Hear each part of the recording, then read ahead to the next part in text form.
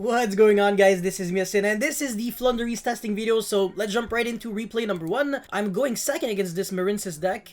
My only handicap is that one of DD Crow, because I guess it's searchable, so I was like, yeah, you know what, why not? But there's literally just nothing to handicap, and this deck is a little weird. Sometimes it draws the freaking nuts. Like, he excavated this wave, and I think he can actually search another one. So, yeah, ending your turn on, like, a towers. Actually, no. Yeah, it's a towers that can negate spells and traps with 2 monster negates and a pretty lethal follow-up because the deck actually gets a lot of recursion. So yeah, pretty interesting, huh? Even this card is really scary. So I think this was like 4 interruptions turn 1.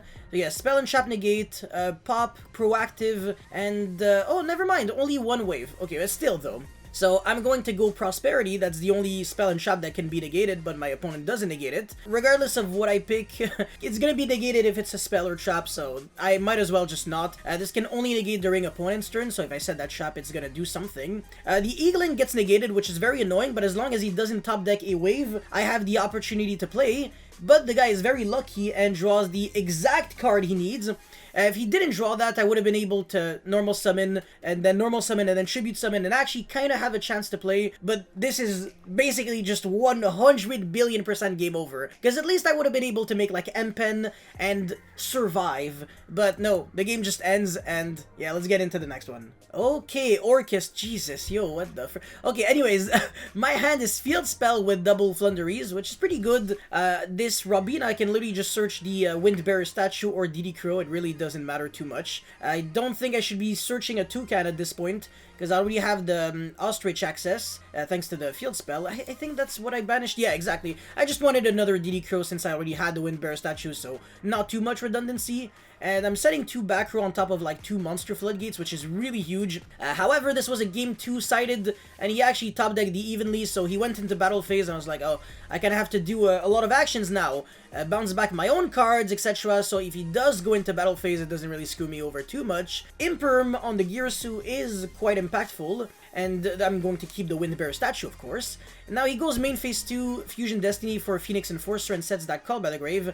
Phoenix Enforcer is a pretty bad interruption against this deck, and fortunately the Floowandereeze always get banished when they leave the field, so I'm not going to be losing too hard to Call by the Grave, and every other card just isn't doing anything at all. I don't know why he didn't really try to go for that instant fusion on main phase 2 and do some other plays, but whatever. He could have ended on like a Dean Gearsuit that doesn't really do anything on top of the Phoenix Enforcer, but yeah, it actually wouldn't have done anything. So, you know what, I do understand. However, if I have the opportunity to kill you, I definitely will, because now I'm popping off like freaking crazy. I'm putting back, I think, this on the top of the deck. Oh, well, he's chaining the Call by the Grave, so at least there's that, but look at this, man. Oh my god, I'm just popping off. I literally cleared everything, banished a bunch of cards from the grave. This didn't get destroyed, it got actually sent. I didn't really lose to that. And then evenly on my own battle phase is so weak. It's so bad. Oh my god. I still get to activate cards after and then set a card, so it was just a pretty bad evenly. And yeah, I mean, normal summoning the Ostrich when my opponent foolishes for that Orcust Nightmare is very happy landy. And I'm going to be, again, able to freaking normal summon 74 times on my opponent's turn. Mothman gets a good card, but it's not good enough, of course. It should have been something else, like, I don't know, maybe, not even a Danger Monster, because he already went over this Phoenix Enforcer package, and I banished the Celestial, so can't draw anything.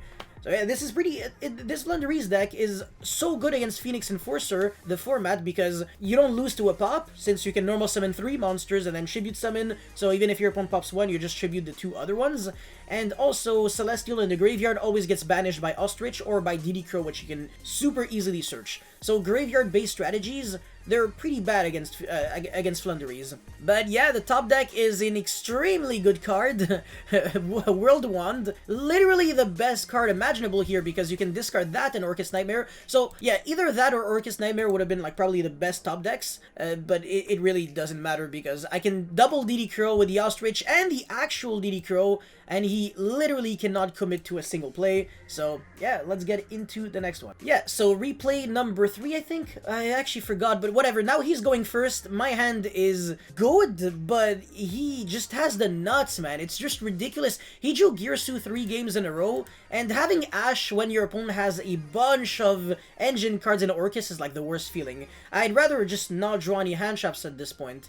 So that's the reason why I wasn't playing any hand traps in Cyber Dragon, mostly, because Orcust was literally designed to not lose to hand traps. So if you were playing hand traps and you were drawing them, it was actually a good thing for them because they weren't doing exponentially more when they were resolving one more Orcust effect, as long as they got like that first starting effect. But look at this, man. Pretty bad end board. My Ash wouldn't have changed too much.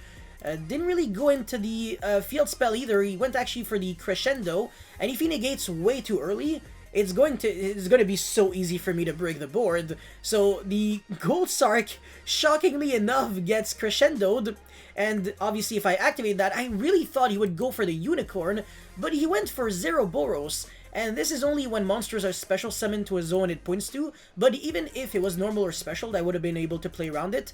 And of course, he doesn't have that field spell, so he can't start going into Orcust Nightmare and then Simple Skeleton and all those plays on my own turn, so the only actual interruption I have to worry about now is Ghost Bell. But even if he went for that Unicorn, I still would have won, because I would have been able to, you know, use the Quick Play spell card to get my engine started.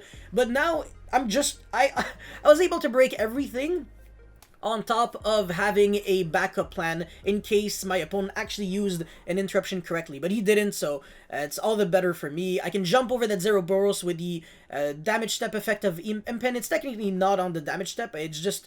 Oh, actually, yeah, it is a damage calculation. Yeah, that's factual. But yeah, because of the Ghost Bell, I can't DD Crow that Orcust Crescendo, but it's fine. I can still play very well on my opponent's turn. The chain blocking is going to be very nice here, so this is always what you have to do. Chain link 1, either Eaglin or Abina, and then chain link 2, the one that obviously, well, the other Floowandereeze monsters. Preferably Tokan would not lose to Ghost Bell, because Ostrich can get Ghost Bell, but at this point, it's absolutely game over. I just have way too many cards, and this is just turn 3. we're doing all of that on our opponent's second turn, and I only played one turn out of my entire game, so it's actually ridiculous how many things you can do in this deck, especially on your opponent's turn, and even on your own turn. But again, that's pretty much it for this one. Let's get into the next one. There are a lot of ways this deck can actually insta-lose, and Virus Trap cards are one of them. And there is something really important to notice about the Virus Trap cards. They don't just deal with cards that are on the field and in the hand, but also cards that you are about to get to your hand for the, well, to draw for the next 3 turns. So it's an absolute freaking disaster. And because of that Lair of Darkness, I know for a fact that if I try to Tribute Summon with only access to 2 monsters, I'm going to lose the game. So I really have to get as many Floowandereeze in my hand as possible. But I play into freaking Full Force, which I obviously cannot predict, because this could have been like another trap card. And yeah, there's just no way for me to predict that there's a Full Force Virus. And I'm obviously gonna lose the game because, yeah, I just, yeah, I can't do anything against Lair plus a Virus. Whatever I top deck is gonna die, so yeah, Ripperino. Man, yo, look at this. I Ash the Kowloon. You literally just don't have anything. GG with DD Crow, Nibiru, and Ash. That's just so bad. DD Crow does nothing at all against me. Ash is good, but why didn't he? Whatever, it's fine. I still would have had game because I can just banish this and then surge the field spell and then keep playing from there. Nibiru's pretty bad. I can easily normal summon just 3 times in 1 turn. And yeah, I mean, good luck ashing my prosperity. I'm just gonna set 3 and pass. And top deck talent, when you have no play, is dreadful. Things are about to get worse, so normal summon Yan Yan and then reveal Lulu, Chain Dimension Shifter, game over. The reason for that is because Forbidden Droplet specifically has to send cards to the graveyard for cost, and of course under Shifter I am completely unaffected by that, so every single card in my opponent's hand does nothing at all. I can easily just attack over that Nyan Yan, and my opponent is just stuck with a bunch of cards that do nothing. I can have just so much damage on the board, a huge amount of floodgates on the field, and what I'm top decking the field spell for a turn, so it's super game over. Man, this is such a weird deck. Dragon Link, but But we are Dragon Link. I don't know why you would be playing Necro Fusion. What kind of fusion monster are you trying to summon? This? Oh, Borreload Furious Dragon, 2 Dark Dragon. I guess it's a pop. And, at this point, I might as well just play 2 Phoenix Enforcer, right? So you can... even then, why would you play Phoenix Enforcer in Dragon Link? It's just... I guess people were playing Dragoon in Dragon Link, but I don't know if I'm a really big fan.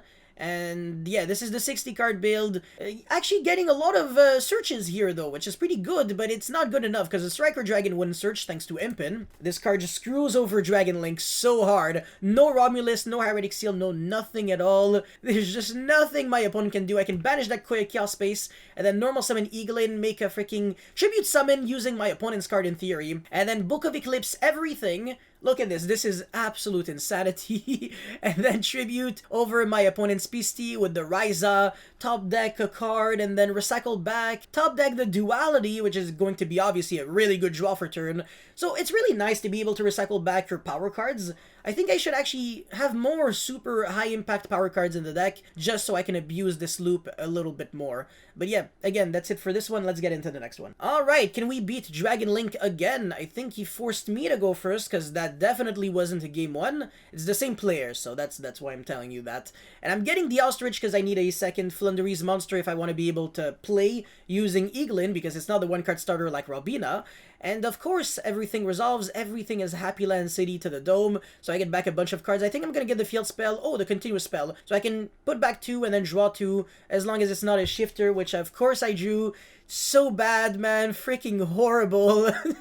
I always draw shifter when I have cards in grave. Every single... But at least I only have 1 in grave, so I can summon the Ostrich, banish it, and then shifter after that. Or I can just not do that and try to tribute summon on my opponent's turn using like the Unexplored Winds, which could actually be pretty good. But I'm not gonna be doing that. I'm gonna be like, screw it. I'm just gonna go for the Ostrich, banish Duality, and then immediately on resolution, D-shifter. And yeah, you can't use the effect of Anaconda when you can't foolish cards from your deck to the grave, because that would be the cost. And again, you cannot go for Forbidden Droplet either.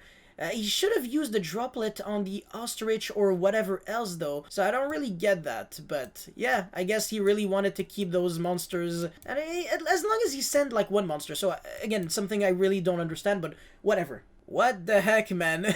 Infernoid with Sky Striker, and that's a little sus, to be honest, especially if you're playing Vector Blast. I don't really get the synergy with... Yeah, I mean, it's cute, but I definitely wouldn't do that. It's like, you might as well just play Allure of Darkness at this point, with no dark monsters, just so, whatever, you just fuel your graveyard with more spells.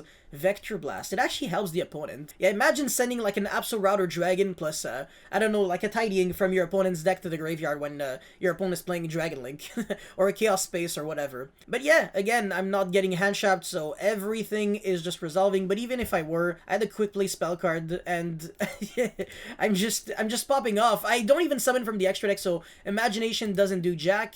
The Void Feast is technically very dangerous, but I can easily ash that, and this is just going to be G to the G. Alright, last replay against Gren Maju. I think I'm going first, so D-shifter with that Duality. I think I'm going to get that Eaglin. Oh, not even. Okay. Well, yeah, of course, this had to be that, so I can search the Robina and then full combo from there. I don't even lose to Ash at this point. I still have that Upstart, no? Forgot. No, sorry, the Duality, but no, of course not. I drew 2, so yeah, the Ostrich had to banish 1. Oh no, the D-shifter made it go to the banish. I'm such a moron. Anyways, normal summon Toucan to get back that quick play spell card. And then activate, set, no, shuffle back 1. Oh my god, draw an Ash, that's so good. And yeah, this Desirous is very much getting Ash. The Kaiju Slumber really won't be doing anything at all. I'll imagine getting, like, drawing two 3-ofs that are once per turn. It's so freaking bait. After Desires plus Gizmek, you literally have nothing in the deck. He's playing with Zeus and Zoodiac, that's so cute. Again, look at what I'm doing on my opponent's turn. It's ridiculous. I'm recycling back a trap, I'm tribute summoning, recycle back freaking 5 cards from the banished, and it's game over. Floowandereeze is so good. I actually can't wait to get that quick play spell card. But that's pretty much it for this testing video. Make sure you let me know your guys' thoughts in the comment section below. Don't forget to like and subscribe. I'll see you guys next time. Peace.